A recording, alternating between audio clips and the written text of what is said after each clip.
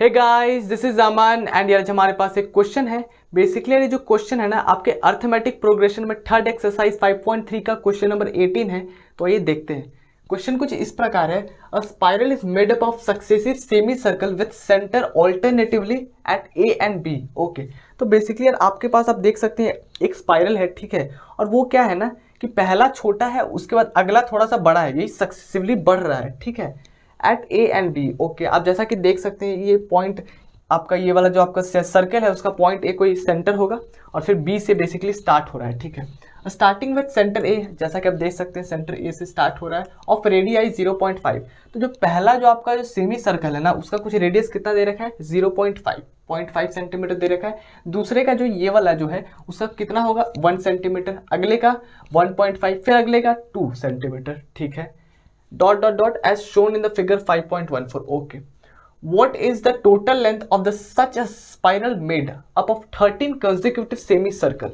तो बेसिकली यार देखो, आपने एक सेमी सर्कल लिया, दूसरा लिया, फिर तीसरा लिया, फिर चौथा लिया, फिर अब पांचवा लेते, फिर छठा लेते, ऐसे करते करते 13वें तक आप पहुंचोगे ना तो टोटल लेंथ कितनी हो जाएगी इस स्पाइरल स्प्रिंग की, ठीक है। तो ऐड करते जाओगे तो 13 बार ऐड करोगे, ठीक है। तो कैसे ऐड करेंगे बताइए। तो एक बात बताओ, आपने सेमी पेरीमीटर का पहले फॉर्मूला पढ़ा होगा। क्या होता है सेमी पेरीमीटर का फॉर्मूला? मैं लिख देता हूं। सेमी पेरीमीटर का फॉर्मूला बताओ। सेमी पेरीमीटर, एक बात बताओ, पूरे सर्कल का पेरीमीटर क्या होता है 2 पाई आर। तो सेमी मतलब आधा, तो 2 पाई आर को आधा करोगे यानी कि 2 पाई आर बाई 2 यानी कि पाई आर हो जाएगा। हाँ जी, पाई आर हो जाएगा। तो पहला का क्या हो जाएगा बताओ। पहला वाला जो आपका ये वाला जो सेमी सर्कल है उसका लेंथ कितना हो जाएगा। तो मैं लिखता हूं ऐसा L1, जो कि L1 दिया भी है क्वेश्चन में, तो L1 कितना हो जाएगा बताइए। L1 हो जाएगा पाई आर। आर कितना है 0.5। ओके, तो लिख लेते हैं क्या 0.5। सेंटीमीटर नहीं लिखते, बाद में डिस्कस कर लेंगे भाई कि हाँ सेंटीमीटर में ही आ रहा होगा ऑब्वियसली, क्योंकि टोटल लेंथ पूछा है तो सेंटीमीटर में ही करेंगे। L2 कितना आ जाएगा बताओ। L2 आ जाएगा पाई इंटू आर। आर कितना है 1 सेंटीमीटर, तो कर लेते हैं 1, ठीक है। L3 कितना हो जाएगा बताओ, pi into what. L3 basically R3 हो जाएगा यानी कितना हो जाएगा 1.5, ठीक है, बहुत बढ़िया। इसी तरह L4 कितना हो जाएगा। L4 इज इक्वल टू क्या जाएगा पाई इंटू वॉट 2 सेंटीमीटर, तो लिख लो 2 सेंटीमीटर। अच्छा, बहुत बढ़िया। एक बात बताओ, ये वाला आपका L1 आया, ये L2 आया, ये L3 आया, ये L4 आया, ऐसे करते करते आपको कहाँ तक जाना है, आपको L13 तक जाना है। अच्छा, तो एक बात बताओ, आपको टोटल सम निकालना है ना, तो आपने सम का फॉर्मूला पढ़ा होगा। क्या पढ़ा है सम का फॉर्मूला बताओ। सम का फॉर्मूला अगर आपने पढ़ा है तो क्या होता है सम का फॉर्मूला, होता है आपका S इज इक्वल टू क्या होता है n/2 into 2a n plus of what n-1 into D होता है। हाँ जी यार, ये तो होता है। अच्छा, यहाँ पे S की जगह S लिख लूँ क्योंकि सम निकालना है। n कितने स्पाइरल स्प्रिंग है 1 2 3 4 और ऐसे करते करते आपके पास 13 कंसेक्यूटिव सेमी सर्कल्स हैं, ठीक है। ओके, तो n की जगह आप 13 ले सकते हैं, कोई दिक्कत वाली बात नहीं, क्योंकि आपके पास 13 सेमी सर्कल्स है। हाँ जी, ओके, तो 13 ले लिया हमने n की जगह। अच्छा, ए क्या लेंगे बताओ। पहले वाला का लेंथ कितना आया, ये पाई इंटू कुछ इतना आया, ये आप इसको बोल सकते हो। हाँ जी, बोल सकते हैं, क्योंकि ए क्या होता है फर्स्ट टर्म, तो बेसिकली आप इसको ए भी बोल सकते हो। अच्छा, ठीक है, ए डाल देते हैं। तो क्या डालेंगे 2 इंटू ए कितना है आपका पाई इंटू 0.5, तो लिख लेते हैं यार पाई, ऐसा कर लेते हैं, थोड़ा सा ब्रैकेट में ब्रैकेट डालते हैं, पाई इंटू वॉट 0.5, कोई दिक्कत वाली बात नहीं है। अच्छा, प्लस ऑफ n कितना था 13 था, तो 13 माइनस 1 कर दें, तो 13 माइनस 1 डायरेक्ट लिख दूँ, 12 लिख लो। हाँ जी, लिख लो 12 इंटू क्या, d कितना है, d आपने अभी तक निकाला नहीं, चलो निकाल देते हैं।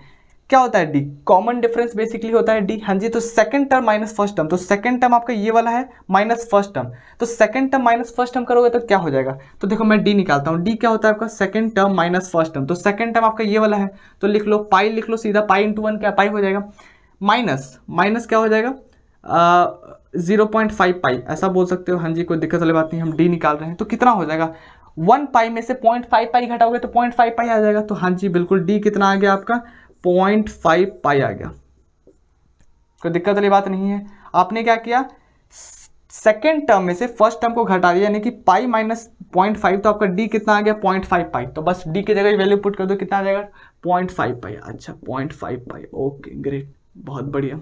इसको और सॉल्व करते हैं।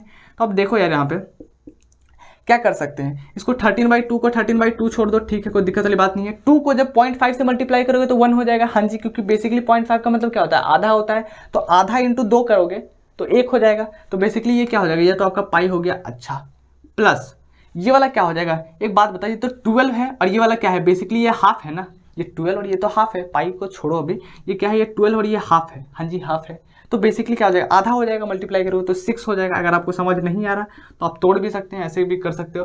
12 इंटू 0.5 कितना होता है, थोड़ा बच्चों की तरह भी, तो ये 10 हो जाएगा। फिर आप ऐसे कर सकते हो, 5 2 ज़ा 10, 2 6 ज़ा 12, तो ऐसे कर सकते थे, मैंने डायरेक्ट कर दिया 6 पाई। ओके, बहुत बढ़िया। फिर एस कितना आ जाएगा, यहाँ से क्या हो जाएगा, 13/2 इंटू वट, 13/2 इंटू क्या हो जाएगा, 7 पाई हो जाएगा, तो लिख देते हैं क्या, 7 पाई। अच्छा, ठीक है। अभी एक बात बताओ, हमारे क्वेश्चन में कुछ दे रखा है कि आपको पाई की वैल्यू कितनी लेनी है, तो 22/7। तो चलो यार, पाई की जगह वैल्यू पुट करते हैं, तो 13/2 इंटू 7 इंटू क्या हो जाएगा, 22/7, तो 22/7 पुट करो, ये 7 7 गया। अच्छा, बात आ गई समझ। ये 2 से कितने बार में गया, 11 टाइम गया। अच्छा, तो बेसिकली कितना हो गया, एस इज इक्वल टू क्या हो गया, 13 इंटू 11। हाँ जी, 13 इंटू वट, 11 आ गया। मल्टीप्लाई कर लेते हैं, तो चलो 13 इंटू 11 कर लो, 1 3 ज़ा 3, 1 3 1। ओके, ये कितना आ गया, 3 4 1। ओके, ये बेसिकली कितना आ गया आपका यहाँ से सम, 143। और बेसिकली देखो सारा डेटा किसमें था, ये सेंटीमीटर सेंटीमीटर सेंटीमीटर सेंटीमीटर और आने वाला भी सेंटीमीटर।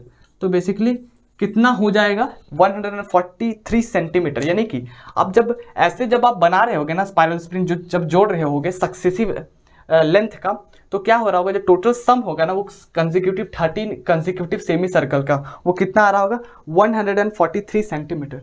तो हमने क्या किया, हमें सेमी पेरीमीटर का फॉर्मूला पता था, हमने क्या किया, लेंथ निकालते गए, यानी कि बेसिकली सर्कमफेरेंस निकालते गए, आधा सेमी सर्कल का सर्कमफेरेंस, फिर L2 निकाला, L3 निकाला, L4 निकाला, और फिर क्या किया, हमने D निकाल लिया, और ये तो हमें पता चल गया। फिर सम के फॉर्मूले में बेसिकली हमने क्या किया, हमें ये पता था सम का फॉर्मूला, इस फॉर्मूले में डाला और हमने क्या किया, ये सम को निकाल लिया। तो काफ़ी आसान सा सवाल था।